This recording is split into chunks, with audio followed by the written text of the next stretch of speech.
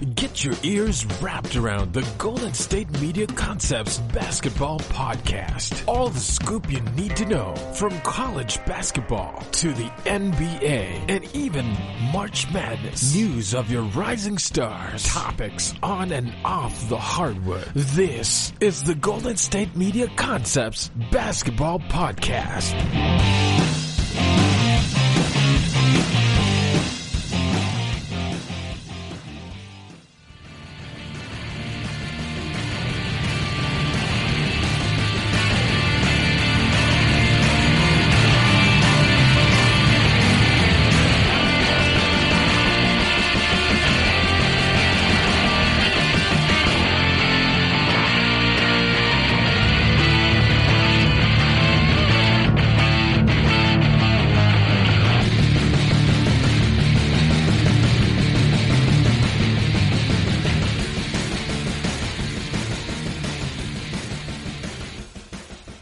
What's going on, guys? You're listening to the GSMC Basketball Podcast. Thank you for tuning in to this week's, the first episode of the week. I'm your host, as always, Casey Foreman, and this podcast is brought to you by the GSMC Podcast Network. I have a very interesting and kind of a packed show for you guys today, honestly. I'm really excited to get started. I'm really excited for you guys to hear what I have for you. Hopefully everybody, like I have said before, is getting a chance. Hopefully everybody's getting a chance to watch this intense, awesome playoff basketball that has been going on so far. We're just in the first round, but hopefully this is a sign of what is yet to come, because, we've seen some awesome games so far, some awesome series so far. So I want to go ahead and talk about that as well, but another cool aspect as far as the NBA also occurred other than playing in Orlando, and that is the draft lottery. Another cool thing I can talk about, and it's another cool aspect for the young players in this year's draft. They also kind of have a heads up of where they might be landing, and now we kind of have a heads up of what some of these upcoming teams might be doing in this year's draft, because of where they landed in that lottery. So that's what I kind of want to start with today. I want to start with that NBA draft lottery. I want to talk about some of those teams like the Timberwolves, the Knicks, the Hornets, the Bulls, the Warriors a little bit. I want to talk about those teams. After that, I want to really focus in on those Golden State Warriors, what they should do with that number 2 overall pick, since they did end up landing the number 2 overall pick. I want to discuss that. And then after that, why don't we go ahead and talk about those 76ers, those Philadelphia 76ers, who actually just got swept by the Boston Celtics. A disappointing end to the season, no doubt for the Philadelphia 76ers. Great for the Boston Celtics, but I want to discuss those 76ers because there just might be some changes coming in that Philadelphia organization. After that, at the very end of the show, yesterday was Kobe Bryant's birthday. Rest in peace, Kobe. He was, taken too soon, gone too soon. But yesterday was what would have been his 42nd birthday. I want to go ahead and celebrate him and his career at the end of the show. So make sure you stick around until the very end. Listen to the whole show, and we get to celebrate Kobe, together at the very end of the podcast today. Again, rest in peace, Kobe Bean Bryant. But why don't we go ahead and start today's podcast and today's show, like I said, with the NBA's draft lottery, because that just actually took place on Thursday night. Actually, it was the virtual draft lottery, similar to what the NFL did with their virtual draft.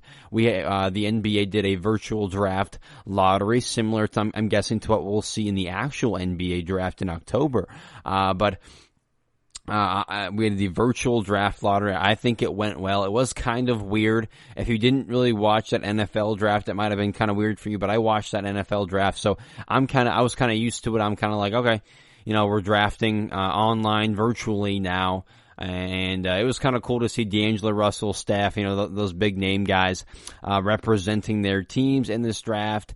They're already home, so what else they got to do? So it was cool to see players like that representing their teams in the draft lottery. Again, kind of weird if you're not used to it, but again, I'm kind of used to this whole new normal. At least I'm getting kind of adjusted to it, so it wasn't that weird for me. But Minnesota, the Timberwolves, ended up winning the draft lottery. They were number 1 in the draft, following the Timberwolves. With number 2 were the Warriors, number 3 Hornets, number 4 Chicago Bulls, and number 5 the Cleveland Cavaliers. Okay, it's kind of funny. Yes, Cleveland is still getting a top 5 pick. They are still in the lottery, pre LeBron James. So I just want to throw that in there for you LeBron James lovers or haters out there. Either way, those are the top 5 picks: Wolves, Warriors, Hornets, Bulls, Cavs. This is actually the Timberwolves. It's their 3rd number 1 pick, or rights to the number 1 pick, in the last 5 or so years. So it's the 3rd time they've gotten that in the last 5 or so years. Don't know if that's congratulations or kind of a testament to what that team has been, which it kind of is. But they have gotten their 3rd number 1 pick. Props to the Timberwolves. They run this year's draft. They pick any player they want. They can trade it for another, so that they run this year's draft. Props, congratulations, at least I should say, to the Timberwolves for that.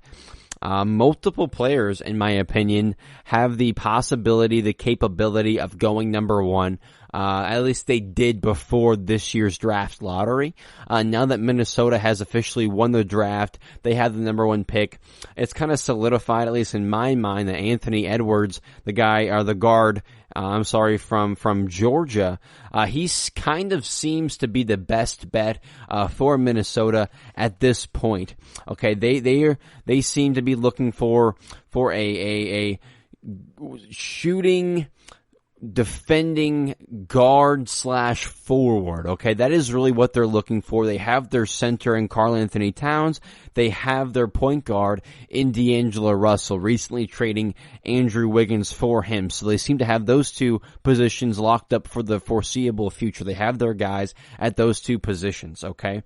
But as far as Anthony and what he would bring to this Timberwolves team, he seems to be an overall pretty good fit and a decent talent addition for this T-Wolves team, okay? He's strong, he's lengthy, he's fast, and that brings to that brings another point up as far as defensive potential, which he definitely has. Hasn't necessarily proven that he can be a strong defender in the league, but he's long, quick, and fast. And strong.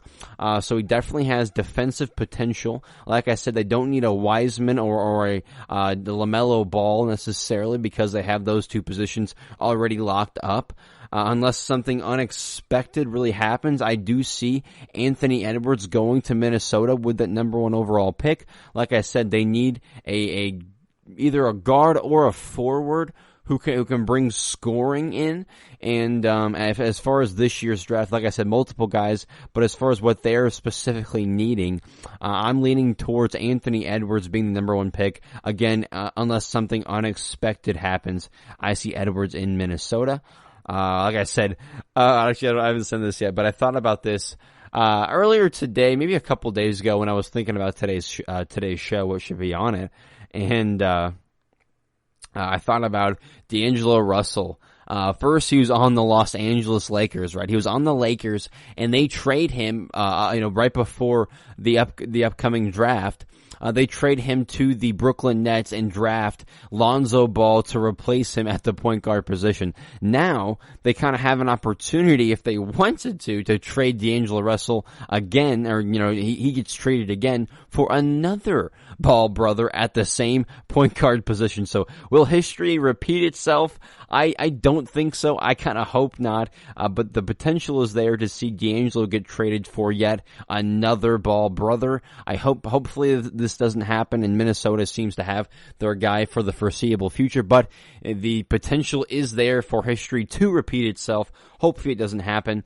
As far as the Warriors and them getting that second overall pick, I'm really going to deep dive and discuss that in my next segment, so make sure you stick around for that. But if he's definitely still around, but if LaMelo, if he is still around at that number 3 pick, at that number 3 slot, which Charlotte does have, I say they need to swipe him up and get him locked up at that franchise point guard position, at least give him a try, because the upside is tremendous for him. What he's done, he's been playing overseas since the age of 16, basically, you should remember. And that franchise, the Charlotte Hornets, okay, especially Charlotte and the Hornets, they have yet to be relevant, have a big name, since ever. Okay, they really don't have a big name. The biggest name there is Michael Jordan in the franchise front office. Not so much on the court you can really talk about. The guy Devontae Graham, I think his name is this year, should be in the talk discussing for most improved player. But besides that, not too much to talk about for that team. They just signed the point guard from Boston, Scary Terry, right? Terry Rozier, that's his name. But not much to talk about for that Hornets franchise. So getting a big blockbuster name like LaMelo Ball, definitely something they should take advantage of if he is available at that number 3 spot, which is kind of a steal if he is still available at number 3. He's the biggest name in the draft and has maybe even the biggest upside potential in this year's draft. So I would definitely take a chance. I would definitely swipe him up, lock him up at number 3 if I have a chance, if I am the Hornets, because like I said, they have the yet to be relevant in a very long time, if not ever, and why not start by drafting the biggest name in this year's draft if he potentially slips to number 3? Why not take a chance and draft him, get a big name, fill up the seats, and maybe get the Charlotte Hornets on TV a little bit more than what they would have, because we know as of now, probably little to no TV appearances. If they get, one of the bigger names in the draft, maybe they get a bigger TV appearance at least once next year's season. And when eventually fans can be in the stands, you definitely are getting more fans in the seats. You're getting more jersey sales for your team. That guy LaMelo Ball, people are going to buy that jersey, so it helps your organization just by drafting that name. And Ball has been playing, like I said, overseas and with high-level talent since he was 16 years old. So I think he will be a player who translates somewhat quickly to the NBA. He's a 6'7", 6'8" almost point guard who hasn't necessarily proven his worth on the defensive end, but he seems to be he can run an offense at that point guard position. He can, I don't know if his shooting is there. He's shooting well from the free throw line, which is good to see from a young point guard. Not similar to what his brother has been doing, but the upside is there. The assists, the rebounds, the points, the scoring will, hopefully can come, but the assisting, passing, floor vision, and rebounding is definitely there from the oversized guard. So hopefully Ball if he's still there, hopefully Hornets snatch him up. Again, oh yeah, okay, so that's number 3 pick. I was looking at my paper, I'm so sorry. Number 4, not terrible for the Chicago Bulls. Look at the number 4th pick. They didn't do, well this year by any means, but, getting the number 4 pick, definitely an upside. For this year's season, if you're going to tell them you're going to play not the best all year, you're going to, get Zach LaVine back. He's going to be healthy and play well. And you're going to get the number 4 pick in the next year's draft. They're going to be like, man, that's not a great season, but at least a decent outcome at the end of the season. Get another young player possibly to pair with the young potential star in LaVine, averaging 25, 26 points this year. But for the Bulls, it's doubtful they are getting one of the bigger names like Ball, like Wiseman, Edwards. It's doubtful they are going to be available, so it's likely they're going to have to not settle, but go with a guy like Obi Toppin, Killian Hayes, Denvi Advidija. I'm sorry, I'm butchering that name, but the guy from Israel maybe. But Anyway, they're going to have to go with one of these players, not necessarily one of the top 3 big name guys, unless we see them moving up, trading a guy like Levine. I'll talk about that maybe going in my next segment, but they're more than likely gonna have to choose with whatever left. Like I said, not likely gonna be one of the bigger names. So they're gonna have to pick from one of those names that are left. Again, not terrible, but not great. Kind of where they have been recently in the lottery, and they kind of have been doing well with guys like Kobe Bryant, Carter Jr. So they have been doing decent in the lottery for the last couple of years. Hopefully they can do the same with another mid-level name type player like a Toppin Hayes. So hopefully we see something like that for the Bulls. That is what we're going to have to see. And then for the New York Knicks, right? Poor New York, I should say, after having a terrible season, really hoping to land a top pick like they did last year, getting the 3rd pick, getting a guy they kind of wanted, not the guy they wanted, but one of the guys they wanted in R.J. Barrett. They were hoping for the same this year. However, they don't get as lucky, okay? You can't keep tanking and keep getting high picks. At least you can if you're the New York Knicks, okay? That shouldn't be your game plan necessarily, because it's not always going to go your way, and they are proving it here, okay? Again, poor Knicks, they ended up with the number 8 overall pick in this year's draft. Not a whole lot to do with the number 8 pick, especially in this year's top-heavy draft. So not a lot to go with, and a disappointing draft lottery definitely for the New York Knicks. Okay, they definitely had one of the worst records in the league with 21-45.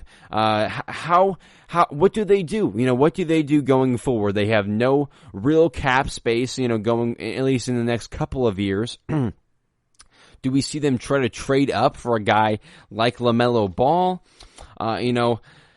He is, in my opinion, what they do need on and off the court, as far as, selling tickets and what they need on the court, a franchise point guard and a big name. Do they trade a guy like Julius Randle? There are other big-ish pieces for them to move up in this year's draft. So again, it's not looking too good, for the New York Knicks, sadly for them. So not sure what they do with that roster. A whole lot of young guys, not a lot of pieces. I would think, that other people necessarily want a lot of pieces that have yet to be proven. Maybe they trade their young guy in R.J. Barrett, which would be foolish.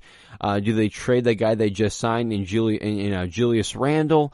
Not really sure. Do they trade their future away for this year? Not really sure why they would do that unless they're really sold on a guy like LaMelo Ball. So I'm really not sure what we're going to be seeing from this year's draft, especially from that New York Knicks team. If they stay at that number 8 spot, we're going to continue to see nothing but disappointment, I think, from that New York Knicks team. Not a whole lot to talk about unless we see a whole lot of pop from the young guys on that roster. So poor New York and where they landed in this year's draft lottery. Kind of the same old what we have seen from them. But the draft is set to be on October 16th, right after the NBA Finals should be concluding. So we should be getting a whole lot of news up until then, and we'll see how much occurs up until then. We have over a month. So I'm predicting a whole lot to go down until then. Not sure if we'll see a whole lot of the trades before then. We'll see players hopefully working out for teams. Players or teams getting their players. Players will start knowing where they'll probably end up in this year's draft. So I'm happy to see what we have so far, and I'm really interested to see what we will get going forward. For teams like New York, Minnesota, the Bulls, and especially a team like the Golden State Warriors, okay? I want to discuss those Golden State Warriors coming up next. I'm going to go ahead and take a quick break. Thanks for tuning in so far. Again, coming up next, we're talking about the Golden State Warriors, this year's draft, what they should do with that number 2 pick. Don't go anywhere. I'm going to be right back.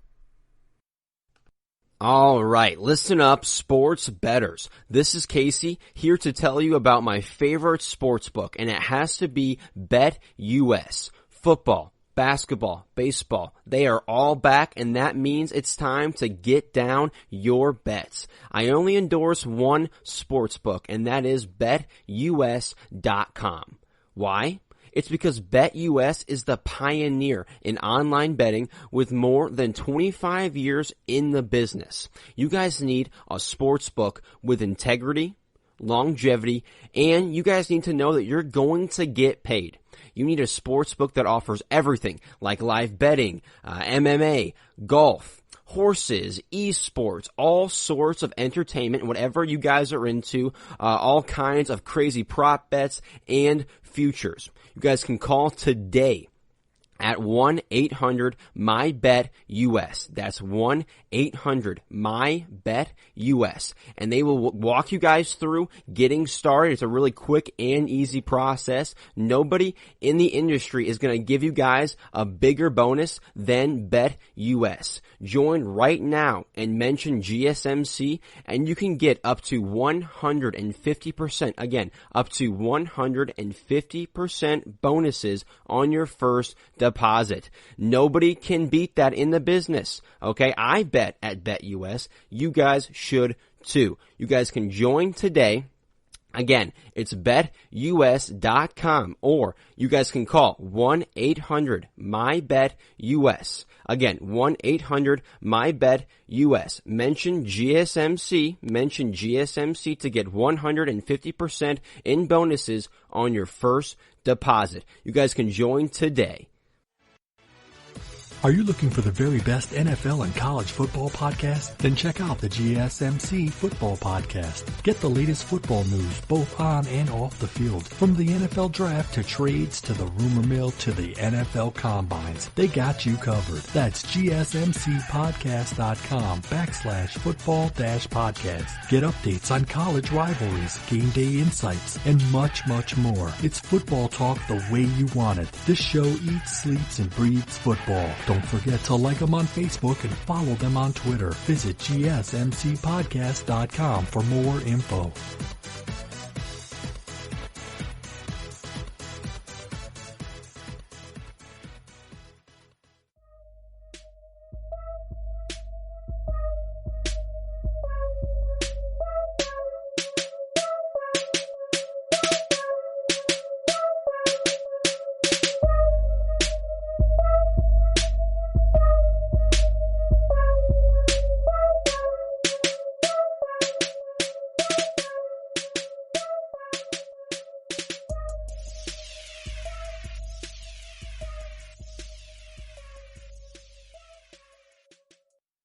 Welcome back to the show, guys. Like I said before the break, I want to talk about the Golden State Warriors because they just landed the number 2 pick in this year's NBA draft, in this upcoming draft.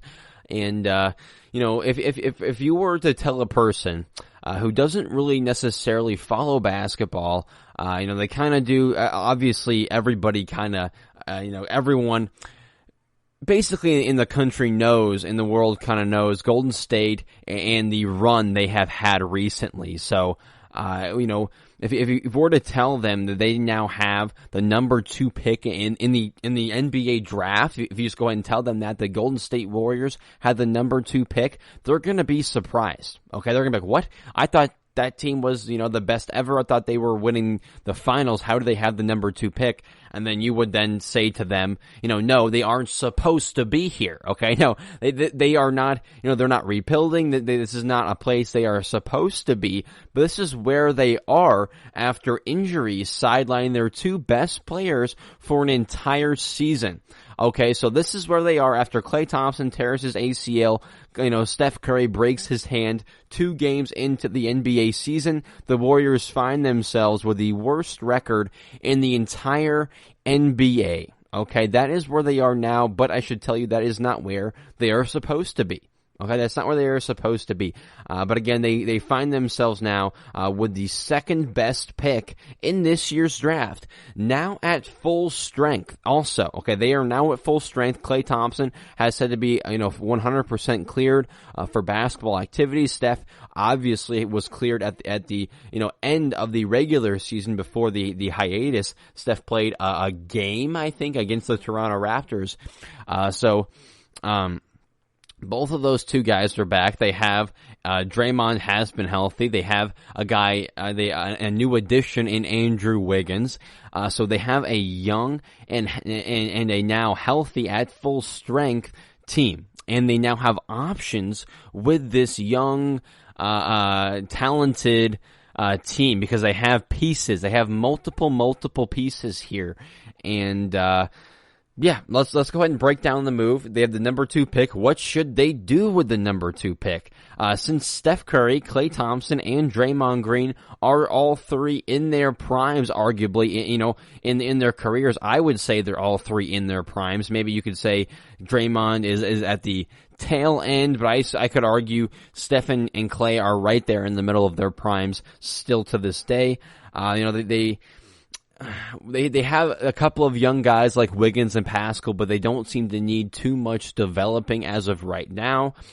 So drafting and developing a young player, starting, from the beginning with a young, a promising player, okay, with this, I don't want to say I said young team, but it isn't a young team. It is more of a veteran team with a couple of young pieces, I should say. But is it the best idea? Is it the smartest idea for this team to take a chance on developing and drafting a young player in this year's draft?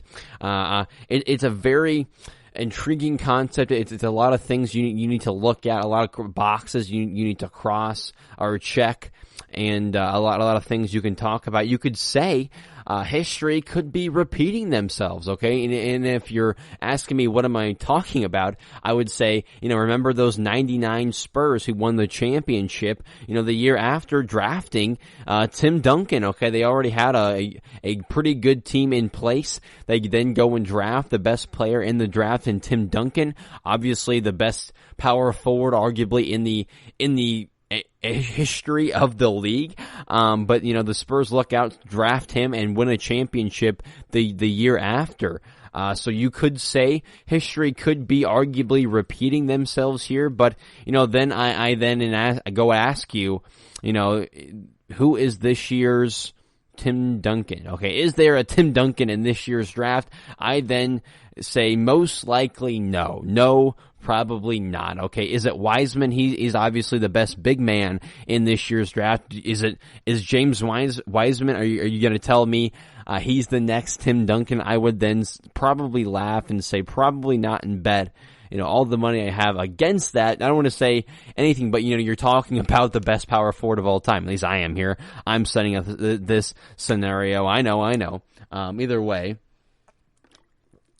sorry, I need a quick drink. Either way, it's doubtful that history is repeating itself here.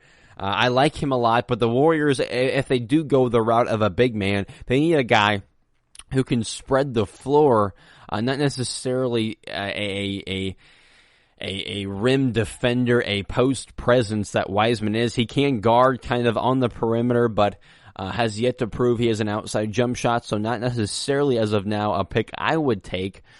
And as of right now, in my opinion, the best option seems to be going to all things seems to be pointing to they trade that number 2 pick.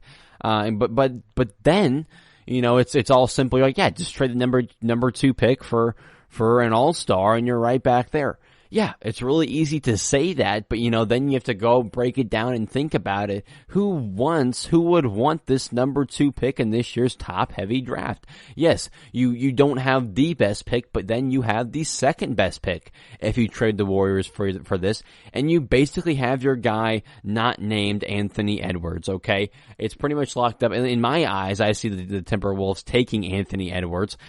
So if I'm a team and I really like Wiseman, or I'm a team and I really like a guy in LaMelo Ball, we could very well see a team like that moving up in this year's draft. Let's talk about a couple of teams that we could potentially see trading for this pick, okay? Could we see the 76ers, who we just saw get swept, who I'm going to talk about in my next segment?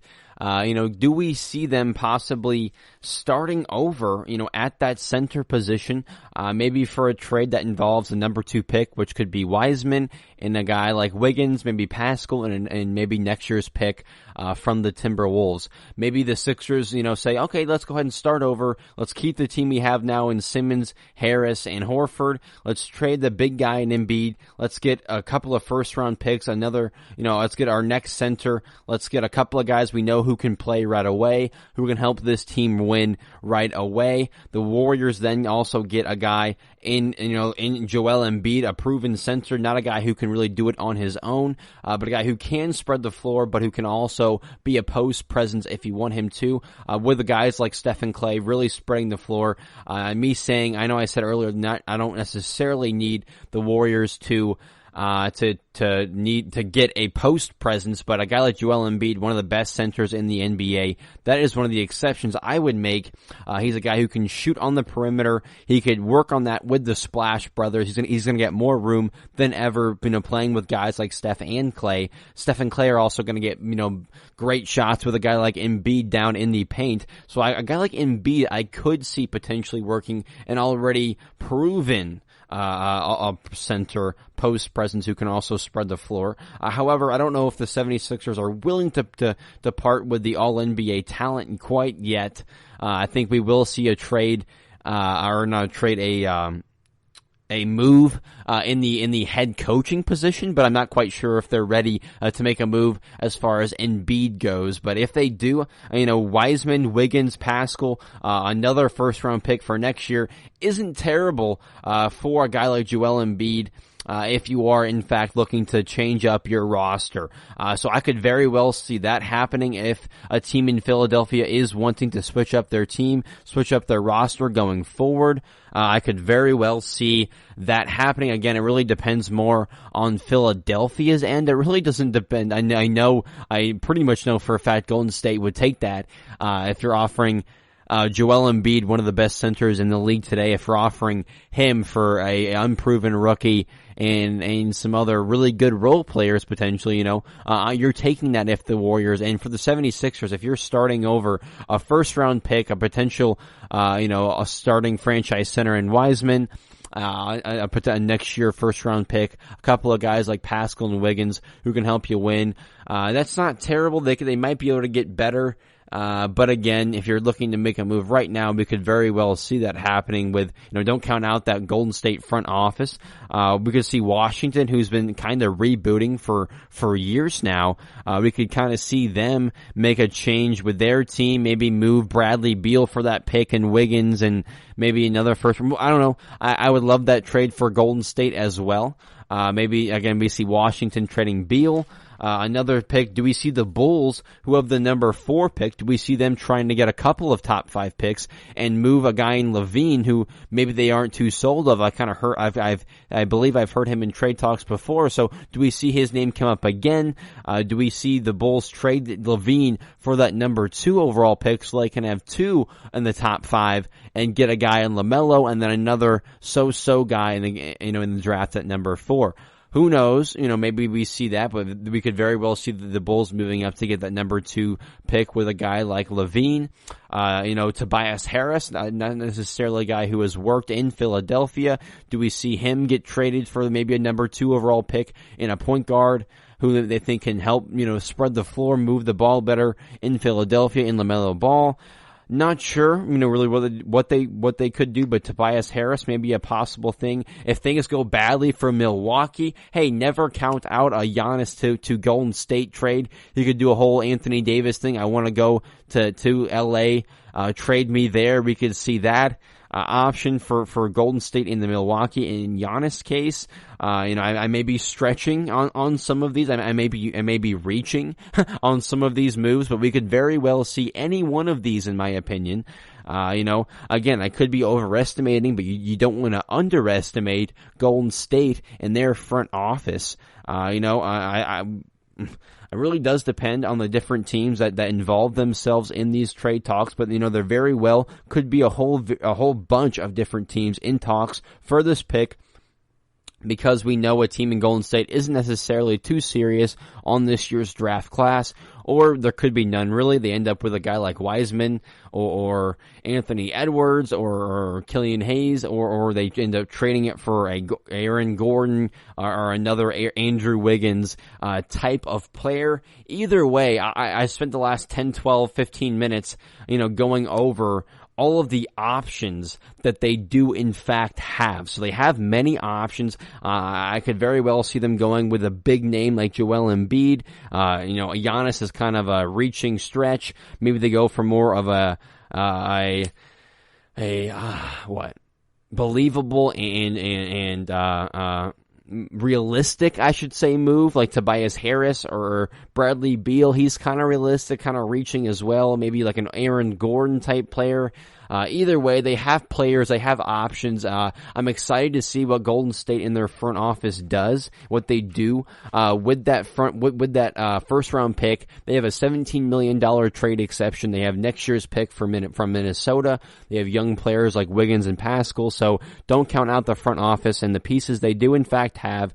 I think we will get another Golden State trade in this off season before the season takes place. I do think Golden State's roster will be a little bit different than it is now. Okay, so that is kind of what I think, breaking it down, what the Golden State Warriors could and should do with that number 2 overall pick. I'm going to go ahead and take a quick break. When I come back, I want to discuss those Philadelphia 76ers who just got swept out of the first round of the NBA postseason. Okay, definitely a disappointing end to that 76ers season, and I'm going to go and discuss that. The Sixers going forward as well. So don't go anywhere. That is coming up next. Check out the show that's built on the MMA. From the UFC to extreme cage fighting, they got the fights covered. Check out the GSMC MMA podcast. Get the latest news on past or upcoming fights. Join us as we talk to and about some of the biggest names in the MMA, past, present, and future. When it's the fight game, there's just one show to check out. GSMCpodcast.com/MMA-podcast. Don't forget to like them on Facebook and follow them on Twitter. Visit GSMCpodcast.com for more info.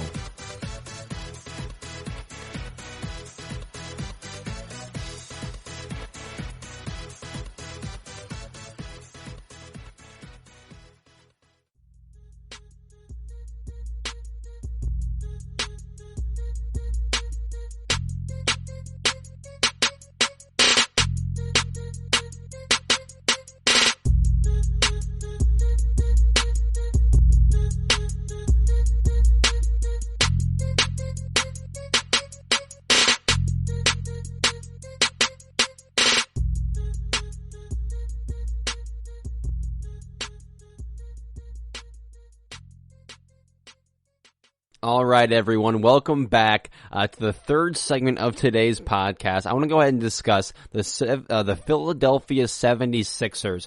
I said it before the break. They find themselves being swept out of the first round of the NBA's postseason. Definitely a disappointing way to end this year's season for a team for a team that had high expectations. A guy like Charles Barkley picked them to represent the Eastern Conference in the NBA Finals at the beginning of the season. He was his pre-finals or his preseason pick to make it to the finals. Now they find themselves being swept out of that first round. I don't know if that is on Charles or if that is on the 76ers. Either way there, definitely, in Charles' defense though, I even saw this team getting to the semifinals or maybe even the conference finals. Didn't know if they were going to make it to the actual finals, but, I wouldn't count them out. They definitely were a dark horse team at some point, but, never really quite figured it out. And they find themselves getting knocked out, like I said, in the first round, being swept by the Boston Celtics. This team definitely had some high hopes and, like I said, some high expectations coming into this year's season. Last year, basically, one shot away. If Kawhi Leonard misses his game-winning shot and they go over to overtime and win, they're one shot away to going to the Eastern Conference Finals last year and playing the Bucks, and maybe even upsetting the Bucks. So they're one shot away, literally one shot away from that Eastern Conference Finals last year. So coming into this year, definitely had some high expectations to do the same, if not even better, in the season in this season, if not going forward. Now, like I said, swept out of the first round, despite having all-star caliber players like Joel Embiid, Ben Simmons, Tobias Harris, and then they had the complementary pieces like Al Horford, Jason Richardson, Josh Richardson, Shake Milton. They have other pieces, Court Maz, but they have other pieces that are complementary pieces around their three guys in Simmons, Embiid, and Harris. Definitely a disappointing way for those three guys to go out. Their star player in Ben Simmons, was injured, did get injured right before the postseason kicked off. So that is a big blow for them. He, in my opinion, is probably I don't know what their best talented player, but he is their most important player, I think. He runs the offense a whole lot.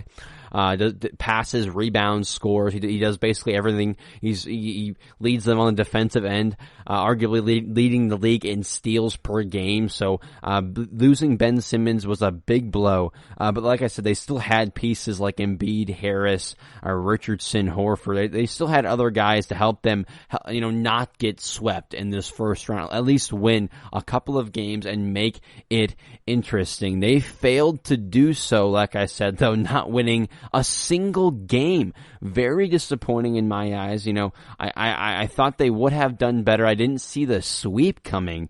But props to Boston, getting the broom out, sweeping the team. They looked like they clearly looked like the superior team in this matchup, which they have been in the past several years. I talked about it before. I do think a change is needed for the 76ers, franchise going forward. I definitely think it's needed. This team in specific this season played terrible away from home. Their home record was very good at home. They're comfortable. They played very well. But away, when they're not comfortable, different circumstances, they do not play very well. They had a terrible away record, one of the worst in the league. They haven't necessarily meshed all of those big named pieces quite correctly. There are a couple of questions though. Is it the coaching in Brett Brown? Is it simply the players, their fault? They're not playing right. They're not doing the game plan. It's their fault. Is it the players? Is it the front office for putting these players together? Is it not the coach? Or is it not necessarily the players' fault, but it's the front office for pairing them all together? Either way, something is wrong and a change is needed for that organization going forward. I'm not sure exactly where the change is needed, but it's needed somewhere, okay? And I don't know who it's up to. I don't know if the front office if it's their fault. I don't know if they can look at themselves and say it's their fault. Maybe they'll simply blame the coaching and the players. No matter what, they need to find the problem, the root of the problem, and try to solve it. They have a lot of good players. They've had good players. And, I do think most likely the easiest thing they will do and most likely the thing they will do will be a coaching change. But I do think that they need more than just a coaching change. But again, I think that is the most likely the move. They get rid of Brett Brown and try to plug a different coach in there. But another thing that has happened to the roster recently, they got rid of players like J.J. Redick, Jimmy Butler. They had shooters, what's his name? The guy who won, Bellinelli. Okay, they had shooters around Ben Simmons and Embiid, which is needed for those two players. So they lost Redick, they lost Butler, and then they went ahead and maxed out guys like Tobias Harris and Al Horford. Guys, both were given questionable contracts, especially in the amount that they were given and the period of time, how long they were. Both like $140 million, 4 or 5 years, which both questionable for both of those players. They max out both of those guys. So do they need to replace Brett Brown? Is that the problem? Do they need a veteran guy who's kind of done it, head coach, and maybe a guy like Ty Lue, who's won a championship? He's coached all-star caliber players before. He's kind of seemed to be able to make it mesh. Maybe a guy like Mark Jackson, a veteran coach who's been in the league a whole lot, seen a whole lot, or do we see, them getting rid of one of their potential championship pieces? Do they get rid of a guy like Joel Embiid, like I said? Do they get rid of him for maybe a Wiseman, Wiggins? I don't necessarily love that trade for the 76ers. I think they can do better in the sense of the Warriors. Yeah, you robbed the Sixers in that trade, but as far as the Sixers go, maybe you try to get a guy like Bradley Beal. Maybe you try to get, I don't know, I don't really know how big the trade market is for a guy like Joel Embiid, but maybe I'm totally wrong on this and Joel is the guy they like and they want to get rid of a guy like Simmons. Or maybe they simply want to keep those two guys and trade Harris. So I'm not sure what they want to do. I do think a trade is needed. That Al Horford contract really doesn't give them much leeway, doesn't give them a whole lot of options either. So I think they need to try to get rid of that contract, but I don't think it's possible. So maybe you try to get rid of Tobias Harris, who isn't really worth max money, who definitely Al Horford isn't worth it, but a guy who isn't necessarily worth it in Tobias Harris. You try to get rid of that contract. You get rid of the piece in Joel Embiid, who has been your building block for years now. Do you simply think it's a head coaching issue and you get rid of your head coach? Man, I really don't know what it is, but they need to figure it out because a team that like I said has a 20-point-a-night guy in Harris, a 17, almost a triple double threat a night guy in Ben Simmons, who is also an all defensive player in Ben Simmons, and then you have Joel Embiid, one of the best centers, if not the best center in all of basketball, and then you have like I said, Tobias Harris, who is a complimentary 20 plus a night guy, can maybe get you 25 some nights. Al Horford, a veteran center. Josh Richardson, a guy who can score 15 to 16, 17, 18 points a night for you, potentially. And, you had a decent veteran coach in Brett Brown, and you guys have been together. What really is the issue, especially when you have two all-NBA caliber guys in Simmons and Embiid? It's really like, what is the issue? Why aren't you guys figuring it out and meshing and playing why are you the 6th seed in the Eastern Conference, okay? Why are you below the Heat and the Pacers, let alone, okay? Why are you, Joel Embiid and Ben Simmons, behind those two teams? That's my biggest question, and yeah, that ultimately is why I think we see the disappointing season. I did see this coming in my playoff prediction, my bracket. I did see them losing in 5 games. I thought they'd at least get a game off of the Celtics. I thought maybe Jason Tatum would have one bad game. Usually we see him playing 4 good games, then he has one bad game out of the 5. So I thought we'd see maybe one bad game from him and the young Celtics, but no, they play very well and they beat the Sixers 4 out of 4 games. They move on, get the sweep, so props to the Boston Celtics. They should be scary, but I don't know, they are without Gordon Hayward. I don't know for how long. We'll see. Toronto's going to be done right away as well, so we'll see if they get that, series going right away. If they do, I think despite them winning so far in this series matchup, that's a very interesting matchup between Toronto and the Boston Celtics. Again, them being without Gordon Hayward is going to be tough on them, missing 17, 18 points a night, 5-6 rebounds, 5-6 assists, so they're going to miss him definitely. Either way, Boston has had this series the upper hand on this series, but I really like the depth of Toronto, the team spirit, the team defense I see of Toronto's. They seem to be locked in, similar to the Celtics sweeping the Nets. So that is as a matchup, a series I am really looking forward to. I'm very much, anticipating to see how that series goes. I have the Toronto Raptors beating the Celtics. If you listen to my playoff bracket, I have them beating the Celtics and eventually beating the Bucks to move on to the NBA Finals for 2 years in a row. We'll see. Either way, disappointing for the 76ers. Definitely a team I could see competing for the Eastern Conference if healthy. At least a team I think should have been competing for the Eastern Conference if healthy. Ben, we knew he was going to be out. I definitely thought they weren't going to be able to win without him. He is a huge piece to that team, arguably the biggest piece, in my opinion, to that team. So I saw a first-round exit coming for that team. Not necessarily a huge surprise for me, but it is a disappointment. I'm not necessarily trusting the process right now, I should say, and I'm not sure, Philadelphia quite is either way. I saw Elton Brand leaving the game after them getting swept. Didn't seem to be in the best mood.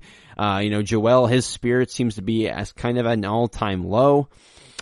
So I'm not sure what that means for that Philadelphia team going forward. I definitely think we see a change going forward. What we see, where that change is, could be in the front office, could be, for the head coach, for the coaching staff. It could be for those stars in Embiid and Simmons, those complementary pieces in Horford or Harris. Either way, a change is needed, and that's the only way I see the Sixers really being a threat in that Eastern Conference and a threat in the NBA as a whole. Okay, so disappointing end to the Sixers. Hopefully they can make the right changes to get in the right places. My father actually is a big Philadelphia 76er fan. He's from Pennsylvania, big fan, and he definitely has just been so disappointed with this young and talented team so far. So shout out Pops and you being a Sixer fan, and sorry for that roster so far. But I'm going to go ahead and take a quick break. When I come back, let's go ahead and celebrate and discuss Kobe Bryant, whose birthday was yesterday. Let's celebrate the life of Kobe Bryant. That's coming up next. Check out the show built around the women of MMA. From the UFC to the extreme cage fighting, we got the fights covered. Listen. It's the Golden State Media Concepts Women's MMA Podcast. The latest news of upcoming fights, discussions of previous matches. Join us as we talk to and about the biggest names in women's mixed martial arts, past, present, and future. When it's the women's fight game, you know where to listen to. The Golden State Media Concepts Women's MMA Podcast.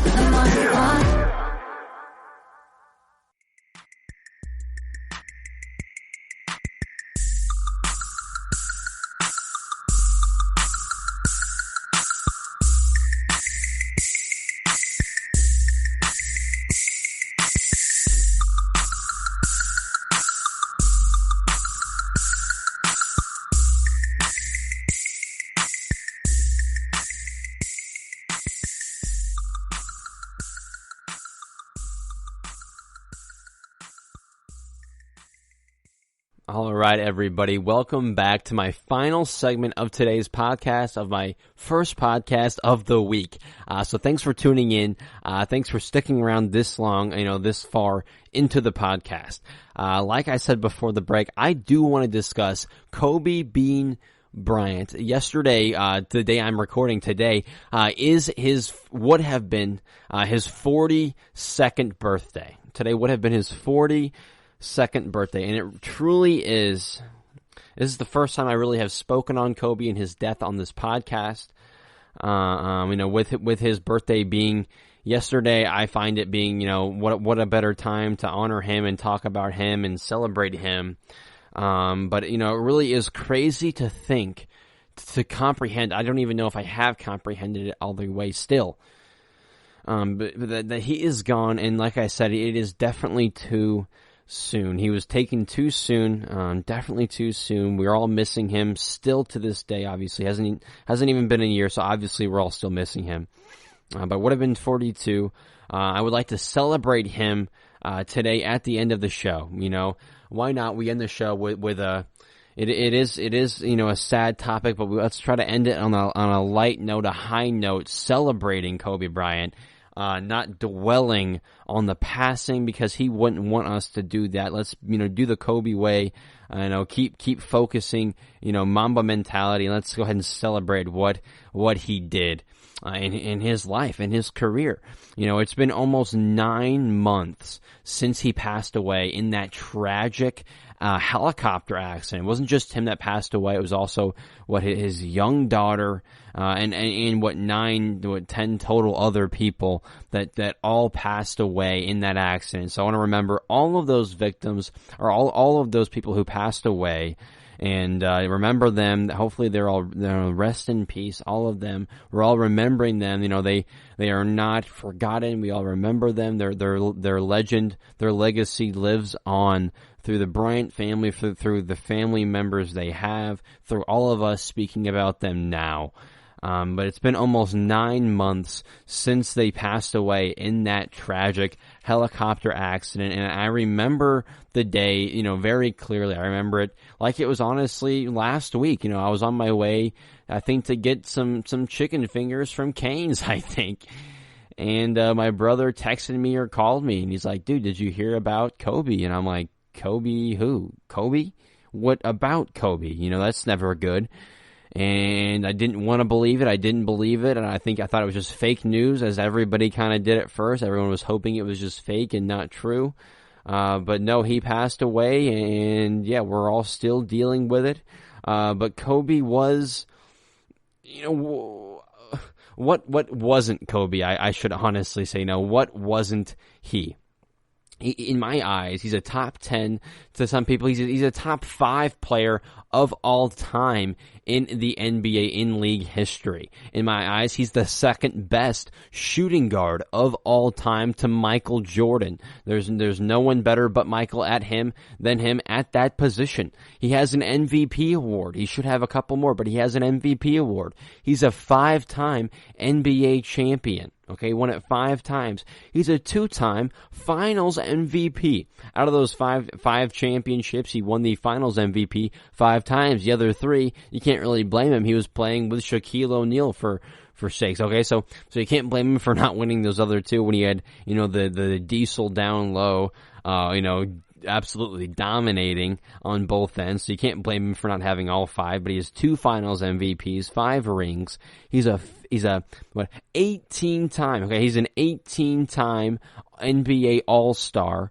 He's a 15-time All-NBA recipient, NBA All-Team Award. He's a 15-time winner of that. He's a 12-time winner or player of being on the All-Defense team, NBA All-Defense. He's been on that 12 times. He's won an Oscar, okay? So you can't limit the guy to just basketball. He won an Oscar for his short film, animated film, Dear Basketball. So he's won an Oscar. He did basically everything you can do, when he won basically anything you can win as far as in the NBA goes. Again, with the MVP award, championships, Finals MVPs, All-Star, All-NBA, All-Defense. He's a top 10 player in my eyes, and, is, if not a top 5 player. Won an Oscar after he retired from the NBA, proving he wasn't just about basketball. He inspired millions, the way he approached everything he did in life. The way he coached his daughter was amazing. We all, were inspired by that. The way, he brought that aspect to his intensity to his family and loving them and, giving them his time and his effort. And like I said, the way he approached everything. It's crazy to think he is gone. It's been almost 9 months now. It's insane to even think that he is passed away. Kobe Bryant, it wasn't that long ago when the Warriors blew the 3-1 lead. That was the last time we saw Kobe in the NBA. Not long ago whatsoever. That was the 2016 season. So that was the last time he laced him up, and it's crazy to say we haven't seen him in 9 months. But, we've been talking about him even more than ever since he's passed, rightfully so. So I do think we're honoring him all the right way, and we're all going to be forever shouting his name, shooting something into anything, and I'm talking about, we're shooting hoops, you're shooting a fadeaway jumper, and you're getting heavily contested by 3 guys, but you shoot it over those guys anyway, and you're yelling Kobe, you're shooting a trash into a trash can, you're tossing a sock into a laundry basket, et cetera, et cetera. All those things, so many people like me, like you and I, who are forever going to be shouting his name, honoring his legacy, honoring what he has done, for this world. So, we're going to continue to honor him that way. I do want to honor him, remember him, and celebrate him, what he did in the NBA. We will always remember you, Kobe, for what you did on and off the court. Your approach to everything was truly inspiring, and to the Bryant family, we're all with you. Obviously, no one has hurt more than you have, and hurt more than you will, but we're all with you. We all are still mourning the death of this amazing, that amazing person. So Kobe, rest in peace. In the Bryant family, we are still with you as always. Okay, I want to end the podcast on that note, guys. Thank you so much for listening to the GSMC Basketball Podcast. This is my first podcast of the week on Monday. My next one will be on Thursday, so hopefully everyone gets a chance to listen to that. The first round is coming to a close. It is already over for some teams like the Celtics. I'm guessing the Raptors, but it's coming to a close. Hopefully everybody is getting a chance to watch it. Hopefully this is a sign of what is to come throughout the NBA postseason in the bubble. Again, thank you for the continued support. Go check us out on Facebook, Twitter. Leave us a comment on whatever platform you are listening on. My name is Casey. Thank you as always for the continued support. Rest in peace, Kobe Bryant, and I'll see you guys on Thursday. You've been listening to the Golden State Media Concepts Basketball Podcast, part of the Golden State Media Concepts Podcast Network. You can find this show and others like it at www.gsmcpodcast.com. Download our podcast on iTunes, Stitcher, SoundCloud, and Google Play. Just type in GSMC to find all the shows from the Golden State Media Concepts Podcast Network, from movies to music, from sports to entertainment, and even weird news. You can also follow us on Twitter and on Facebook. Thank you, and we hope you have enjoyed today's program.